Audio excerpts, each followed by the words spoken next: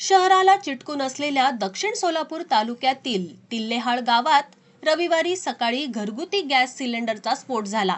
स्फोटात 2 जणांचा मृत्यू झाला आहे. शिलाबाई म्हाळप्पा धायगुडे वय वर्ष 35 आणि 7 वर्षीय मुलगा माणिक धायगुडे यांचा जागीच मृत्यू झाला आहे. गॅसचा स्फोट इतका प्रचंड होता की काही काळाच्या आतच शिलाबाई धायगुडे आणि माणिक धायगुडे यांचा मृत्यू झाला.